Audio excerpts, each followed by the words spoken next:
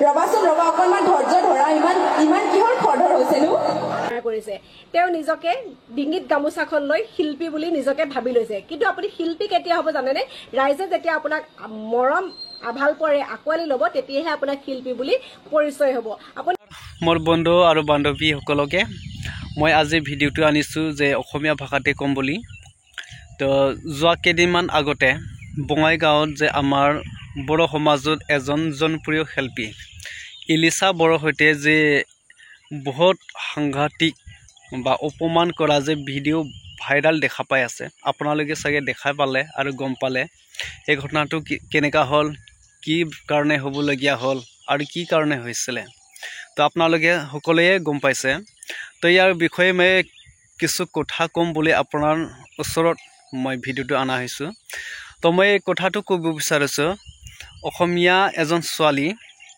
তাই মানে Facebook creator সি ইলিছা বড়োৰ সৈতে বহুত কথা কৈ আছে বা ইলিছা বড়োয়ে যে ৰাইজক অপমান কৰিছে বুলি তাই মানে ইলিছা বড়োৰ ওপৰত মানে সৈতে কথাটো কৈ আছে তাক আৰু ইলিছা বড়োক মানে ক্ষমা বিচাৰিবলৈ সি অনুৰোধ কৰি আছে ঠিক আছে মই তাৰ ওপৰতে মই এই ভিডিঅ'টো বনাম তাই গম পায় না নাপায় মই এইটো ক'ব বিচৰা নাই তো আপোনালোকে ভিডিঅ'টো শেষলৈকে চাই যাবা যদি শেষলৈকে নাচাবি আপোনালোকে ভিডিঅ'ৰ কথাবিলাক বা ভিডিঅ'ৰ কি আছে ভিডিঅ'টো মানে বুজি নাপাব সেইকাৰণে মই অনুৰোধ কৰিছোঁ আপোনালোকে ভিডিঅ'খিনি সকলোৱে ভিডিঅ' চাই যাওক আৰু শেষলৈকে চাই যাওক ৰবাচোন ৰবা অকণমান ধৈৰ্য ধৰা ইমান কিহৰ খৰধৰ হৈছেনো লাহে লাহে গাই আছে নহয় উঠিছোহে মঞ্চত অকণমান আমি ধৈৰ্যশীল হ'ব লাগিব আমি মানুহে হয় আপোনালোকে জন্তু নেকি জন্তুটো নহয় মানুহ হয় তো অকণমান ধৈৰ্য ধৰিব লাগিব মই উঠিছোহে মঞ্চত তো ইমান হাল্লা নকৰিব কাৰণ গীত গাবলৈ আহিছোঁ আমাৰ যদি মাইণ্ডটো ঠাণ্ডা হৈ নাথাকে তো আমাৰ গীতবিলাক ভাল নহ'ব হয়নে নাই ৰাইজ হয়নে নাই আমাৰ মাইণ্ডটো ভাল হ'ব লাগিব তেতিয়াহে গীত ভাল হ'ব তো ইমান বেছি কিবা নকৰিব তো মই ধুনীয়াকৈ এটা এটাকৈ ধুনীয়াকৈ গীতবিলাক গাই যাই থাকিম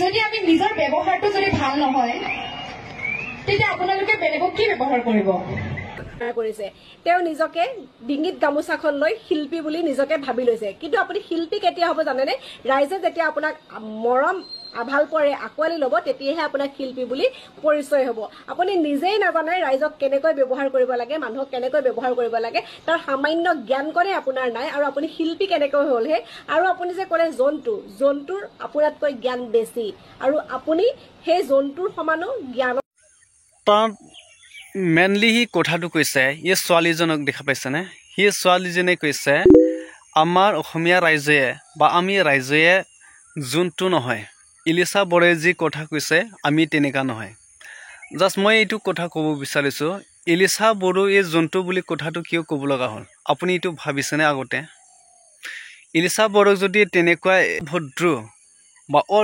অধৈৰ্য নকৰা হ'লেহেঁতেন তেনেকুৱা কথাটো নল'লেহেঁতেন আৰু আপুনি গম পায়নে জন্তু কোৱাৰ লগে লগে বা অধৈৰ্য হোৱাৰ কাৰণে ক'ব লগা বাধ্যতা কথাটো হৈছে যে জন্তুবিলাকৰ ধৈৰ্য নাথাকে জন্তুবিলাকৰ মানে ভাবিব পৰা একো শক্তি নাথাকে সেইকাৰণে মানুহে যদি ভাবিব পৰা চিন্তা কৰিব পৰা চবখিনি বুজিব পৰা যদি ইমান অভদ্ৰ জাষ্ট মানে খালি উঠোঁতে তাক গান গাব দিলে যে নিজৰ চইচ মতে তাক গান গাব দিলে তাই পাৰিব নেকি ইমান গৰম হোৱা নাই জাষ্ট উঠিছোহে মাত্ৰ আপুনি যদি লগে লগে গান গাবলৈ দিয়ে এইটো গান গাওক এইটো গান গাওক তো ইমান অকস্মাতটো কোনেও নোৱাৰে আপোনাৰ যদি অসমীয়া সমাজত যদি কাৰোবাৰ জনপ্ৰিয় সংগীতকাৰক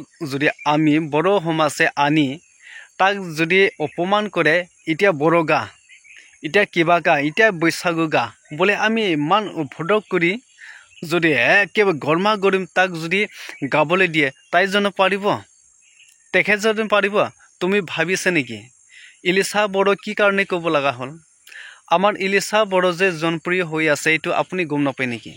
তাৰ ওপৰত যে ইমান বেয়াকৈ মানে তই ভিডিঅ'টো বনাই আছে তাৰ কথাটো তাৰ ওপৰতে কথাটো কৈ আছে। তই নিজকো ভাবিলে নিজৰ সমাজক ইমান ডাঙৰ বুলি ভাবিব নালাগে। নিজৰ সমাজক মাত্ৰ খালি ডাঙৰ বুলি ভাবি লোৱাটো বহুত বেয়া। এইটো মানে বহুত ভুল কাৰ হৈছে, ভুল কাৰ হোৱা নাই এইটো চাব লাগিব আগত। ভুল চবৰে হয়। আৰু এটা ফাংচন পাতিব গ'লে ফাংচনৰ যদি প্ৰগ্ৰাম যদি কৰিব গ'লে বহুত মানুহে প্ৰেছাৰ কৰে, ছিংগাৰবিলাকক শিল্পীবিলাকক এনেকুৱা প্ৰেছাৰ কৰে।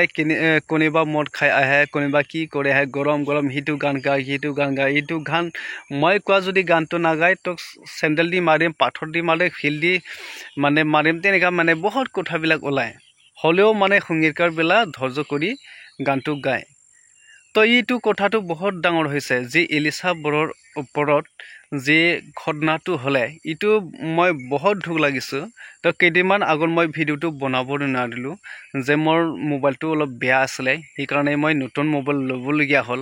তো সেইকাৰণে মই দেখা পাইছোঁ, তো মনত দুখ লাগিছে, সহ্য কৰিব পৰা নাই। তোমাৰ কথাটো মই সহ্য কৰিব পৰা নাই। তাই মানে কম বুলি কোৱা নাই কথাটো। যে উঠাৰ লগে লগে ষ্টেজত উঠাৰ লগে লগে প্ৰগ্ৰাম মানে চুৰুহে কৰিব, সেই সময়তো যদি একেবাৰে গাবলৈ দিয়ে, গৰম কৰিব বিচাৰে, তেনেহ'লে তো এইটো জোনটোৱেই হ'ব নহয়। জন্তুবিলাকৰহে ধৈৰ্য নাথাকে, ক'ৰবাত ঘাঁহ নাথাকিলে মানে কান্দি থাকিব। এটা গৰুক দেখা পাইছ না তই? যদি মালিক নাথাকে, তাৰ পানী খাবলৈ পিয়াছ লাগিলে বা দানা নাই, তাক সলনি কৰিবৰ কাৰণে মালিকক বাট চাই থাকে, ৰুই থাকে, চাই থাকে। আৰু অধৈৰ্য হ'লে সি কান্দিয়ে দিব, মাতি দিব, তেনেকুৱাহে হয়। কথাটো ভাবি চাওক, কাৰ ভুল হৈছে, কাৰ ভুল হোৱা নাই। ইলিচা বড়োক ইমান যদি অপমান কৰিলে, আমি যদি কালি কাৰোবাৰ জুবিন গাৰ্গক আনো, জুবিন গাৰ্গক আমি কৈছে নেকি কেতিয়াবা? জুবিন গাৰ্গৰ ওপৰত আমি ভিডিঅ' বনাইছোঁ নেকি কেতিয়াবা? জুবিন গাৰ্গে দেখোন এনেকুৱা জনপ্ৰিয়, তাই বলিউডত যোৱা মানুহ, তাই এতিয়ালৈকে মানে মদাফি হৈ আছে। তাই কিবা কৈছে নেকি আপোনালোকে?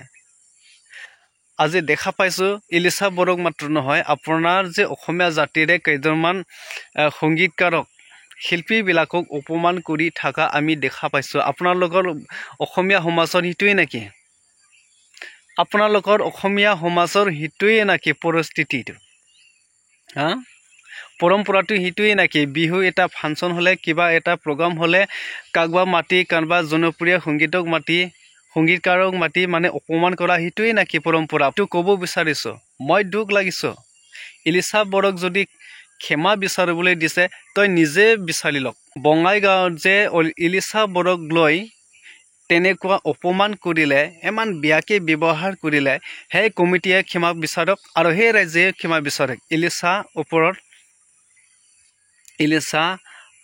বড়োৰ সৈতে বা আমাৰ বড়ো সমাজৰ সৈতে আপোনালোকে ক্ষমা বিচাৰক, অসমীয়া সমাজে। মই এইটো কথাটো চিধা কৈছোঁ, বেয়া পাব নালাগে। তই কোৱা কাৰণেহে মই কথাটো কৈছোঁ। এজন ফেচবুক ক্ৰিয়েটৰৰ কোৱা কাৰণেহে মই এই কথাটো ক'বলগীয়া হ'ল। এজনৰ কাৰণে সমাজৰ বদনাম হৈ যায়, গম পাইছেনে? এজন মানুহ যদি ভুল কৰে, গোটাই সমাজৰে বদনামটো আহি যায়। আপুনি কি বুলি ভাবিছে? অকল বঙাইগাঁৱত যে ঘটনাটো হ'লে ইলিচা বড়োৰ সৈতে, সেই মাত্ৰ কৰিছিল নেকি ভুলটো? কমিটিৰ দায়িত্ব নাই নেকি? আৰু ৰাইজৰ দায়িত্ব নাথাকিছিল না? ৰাইজৰো দায়িত্ব আছিলে। তাক যদি আমন্ত্ৰণ কৰি আনিলে, আলহী হিচাপে আনিলে, তাৰ সৈতে মানে ফূৰ্তি কৰিব বিচাৰিছিলে, তাক ভালকৈ বুজাই চম্বাই কিবা এটা ফূৰ্তি লওক।